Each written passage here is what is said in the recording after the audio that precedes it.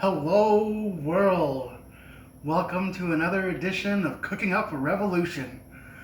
Hope you all have been doing wonderful and having a great start to the new year. So for those of you that know how we do this, let's get to it. See what the good old universe has to say for us for this beginning that we find ourselves in right now. Get these guys all shuffled up here.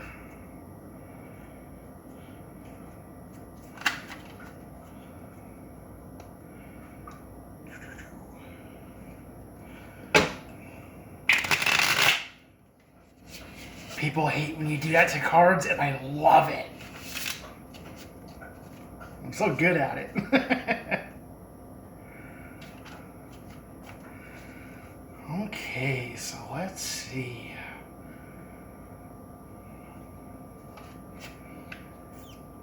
We got the Queen of Wands.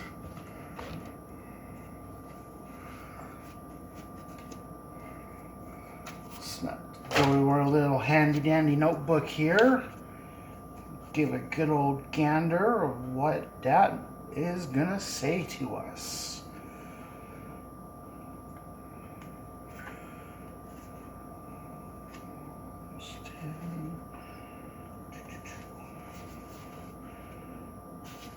Okay, there we go. Queen of Wands. This is a card about survival. The Earth Mother sits on her garden bench to admire her prize-winning sunflower and everything else she has grown this summer. She waits, perhaps for the harvest moon to rise, marking the conclusion of her seasonal work. You too have to work hard for your living, even if your hands never touch the soil or plead for rain. But all in all, it's been a good year. You will have something to show for your efforts by fall. For work, survival of the fittest. The workplace is just like the rest of the world, a cross between jungle and zoo. You may be driving a truck or pushing paper for a living, but it all comes down to the primitive instincts. There will always be wolves and there will always be sheep. There will be good years and bad, storms and calms. Some will flourish and grow in the work climate. You'll probably be one of them. For love, survival of the species. The facts of life come home to roost. Of all the callings on this earth, the urge to be fruitful is the strongest and most ancient. We are here to plant seeds, and plant seeds we must. But seedlings that are too crowded cannot grow. Beware the full moon. Use birth control. For money questions, survival of the shrewdest. Money does not grow on trees, yet it is planted, picked, and plundered just the same. It is like everything else in the universe. Each buck is a seed. Some grow where they land, some blow away. Idle money rots, and pretty soon there are vultures circling it. For strategy, survival of the sharpest. It would help if you had eyes in the back of your head or the night vision of the Queen's black cat. But in this incarnation, you are required to live off your wits, even if not off the land. Make use of your noggin. It is an old-fashioned idea, but in all things, you stand a chance of reaping only what you plant. Well, there we go. That seems pretty relevant to the crazy shit that's going on in the world right now. And I definitely want to live off the land. That is one of my biggest dreams.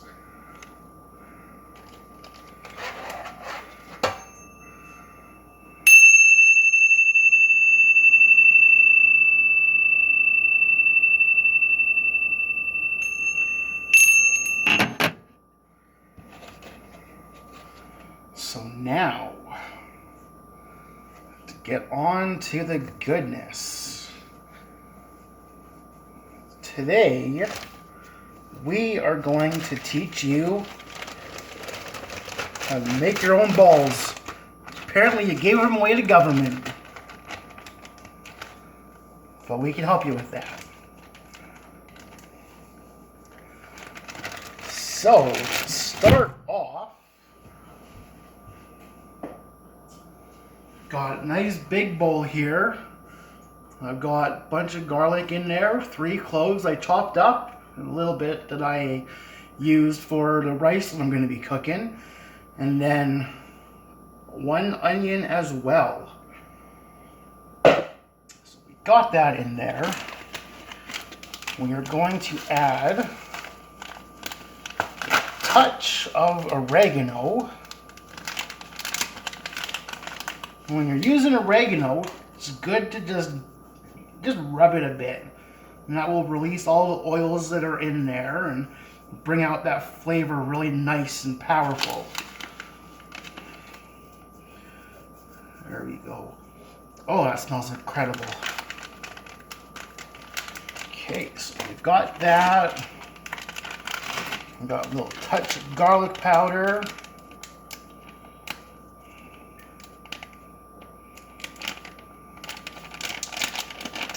So we're going to bake these guys off. So got the oven preheated, 400 degrees.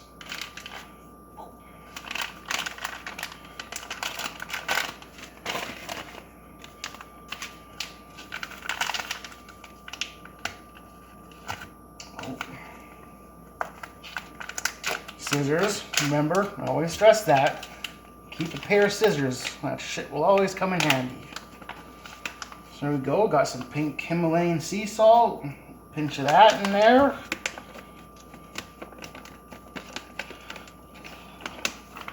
I'll grab some peppercorns. Add my mortar and pestle. So you're absolutely going to put some fresh ground pepper into this guy.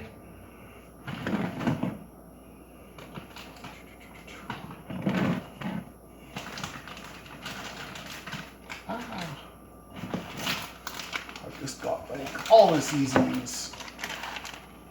Never know which one you're going to need for what application you're going to be using. There we go. Got a few whole peppercorns in there. Again, one of my absolute favorite scents. Next to like vanilla and cinnamon. There we go, grind this guy up.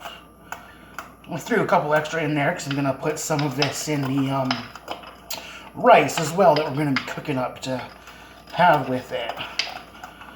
Make myself a nice little dinner here and show y'all how it's done.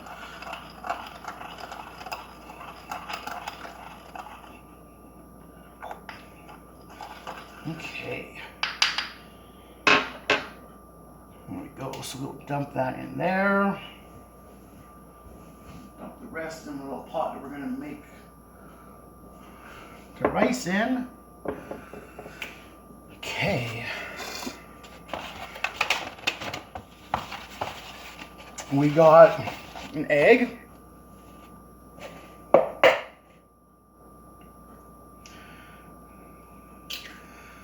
Crack the egg and just add that in the bowl.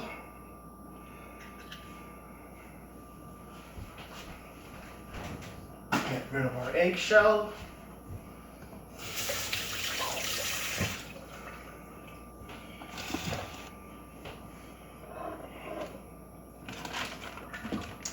We've got our ground beef.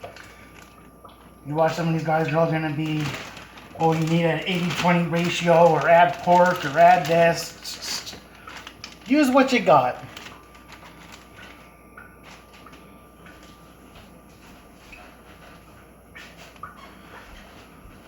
There you go. So I just got some lean ground beef in there that I had because I was able to buy this big thing and freeze it up in the bags. Some Worcestershire sauce. Good little couple splashes of that badass in there. And then we've got some panko breadcrumbs, which is going to help bind it and hold it all together.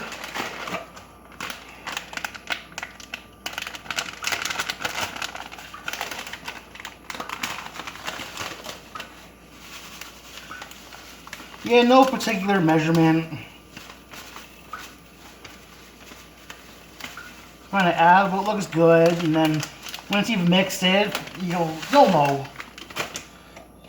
There we go. So now we're going to use our hands. Best tool we got. And mix that all up.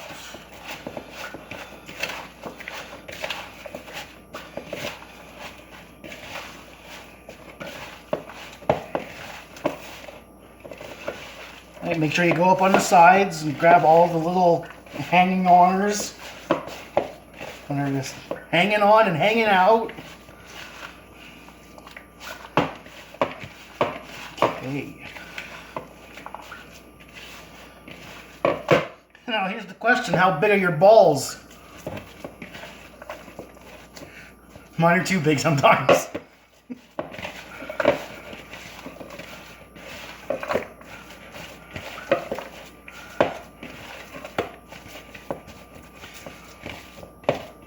Yeah, so you can make one big giant meatball, or a few medium-sized ones, or a nice big bunch of little guys.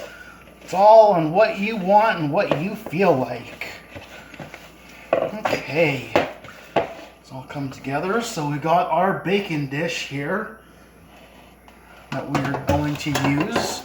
That's going to kind of gather up the fat that's going to come out of there.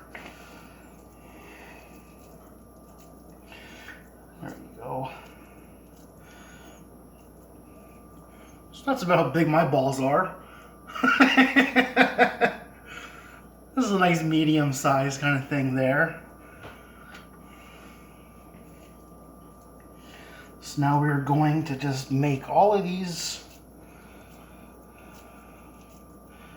balls right here. Again, nice and quick and simple and easy to do.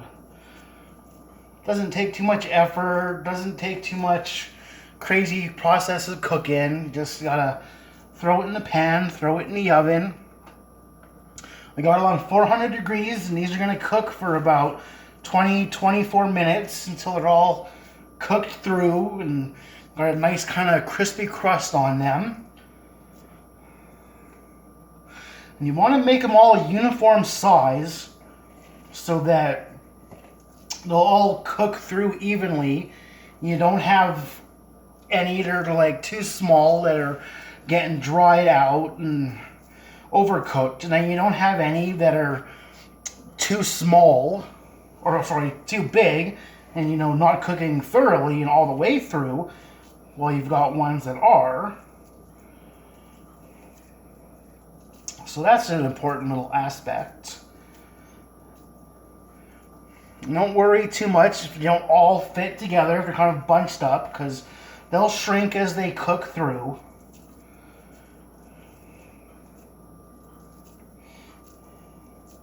Just all doing this one-handed now because I rinsed my hand. There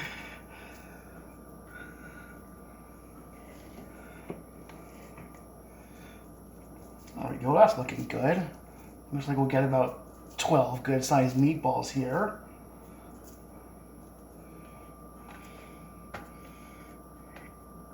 Get those all evenly spread out. Okay, we're gonna have 10, roughly. We'll see how this last one turns out. It's always the thing at the end, you just got like a little tiny bit too much meat, and it's not enough for one meatball, and if you add it to the one that you were just making, you have a ridiculously big meatball. So then you just take it and add a little tiny pinch to the rest of your meatballs.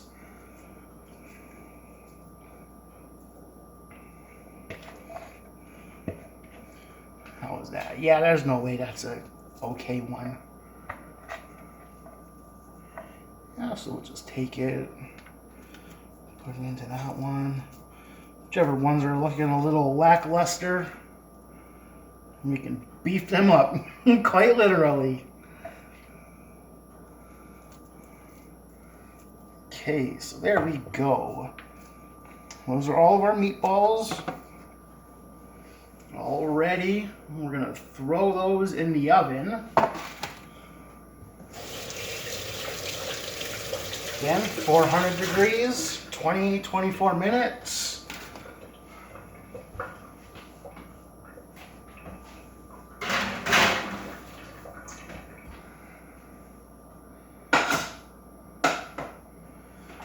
And then in the meantime, well,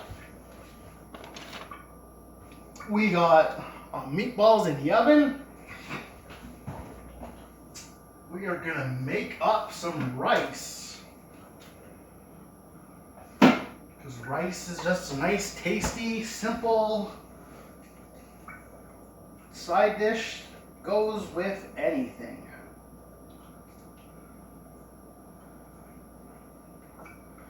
Just gonna throw a little butter into the pot here first. We've already got some onion and garlic in there.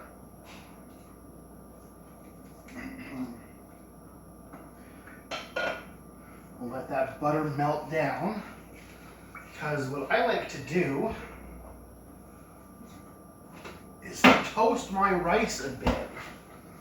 Learned that from the rice-a-roni package, tried it with the regular rice. Perfection.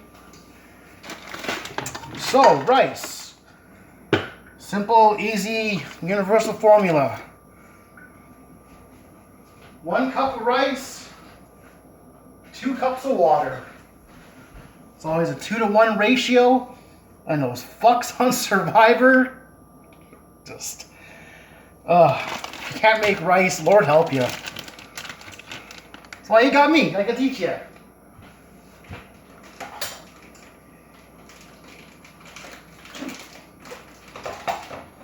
So we're just using a regular long grain white rice. Nothing too fancy. There are some rices you gotta rinse off a little bit and add a little bit of an extra process like jasmine and basmati, but totally worth it. So we're gonna measure out our 1 cup of rice, and then we will add that to the pot with the butter and let that toast off a bit before we add the water to it. I can already smell those onions getting all nice and aromatic. Here we go. What time is it? 5:58. It's always important to time your stuff. Flash on my belly. Hey, so we got that. Our pepper in there. Add a little bit of salt. Pinch there.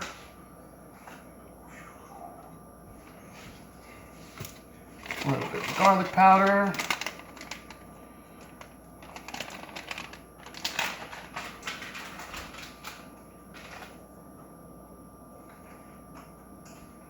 Turn that heat up a bit. Totally have it on minimum. You gotta bring the water up to a boil first before you put it on minimum.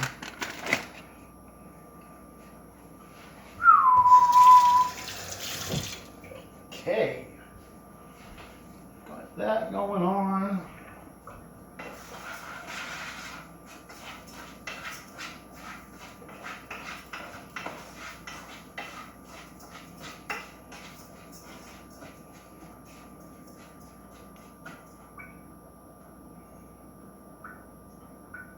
Shit, I got butter wrapper in my butter. Get that out of there.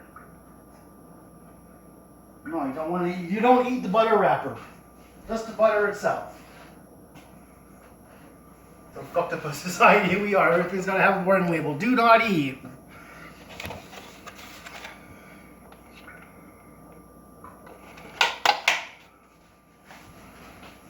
Throw our eggs back in.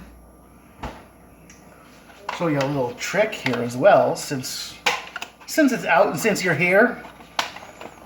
You go to the store, grab your eggs, look it open. Oh yeah, that looks all good. But then, you get home and it's all cracked at the bottom and pooled there. And you didn't see that because you just opened it at a little exam. So what you do is when you open it up, just give them all a light little spin. And they should just spin easily, and then you'll know that those guys are all good. And if it doesn't, then that means it's been broken and cracked and had a little bit of sticky gooiness in there, keeping it from spinning.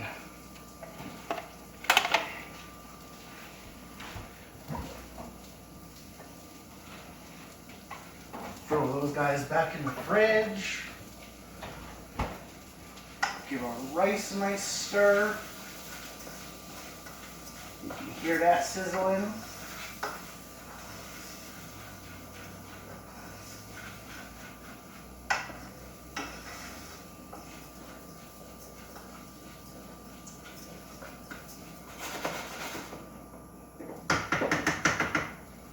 Okay, so we got those in there. 2 cups of water.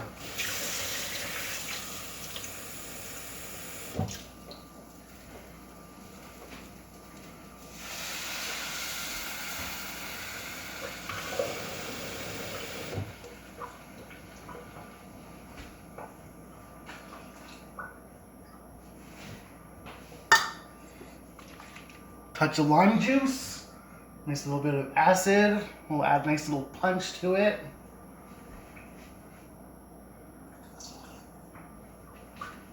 Little squirt of that guy.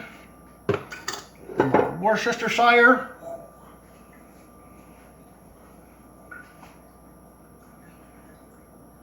Couple of dashes of that up in there. Tight fitting lid. That's a real important thing when you're making your rice.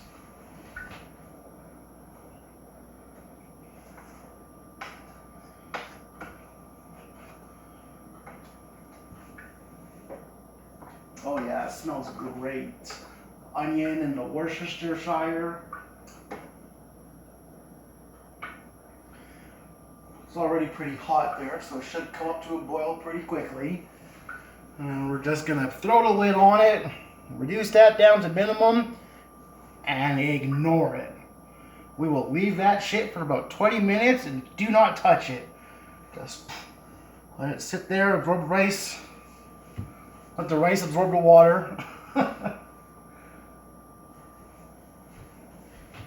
Do not lift the lid until you are ready.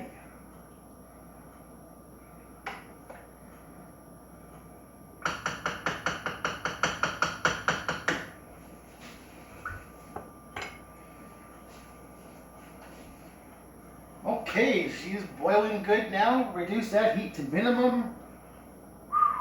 Lid. On it goes. Check the time. So it's literally been 7 minutes. So we've still got about 20 minutes left. So I'm gonna clean up here. These guys are gonna do their magic. And then I will get back to you. So be good to yourselves, be good to each other, and we shall see each other soon. Mwah!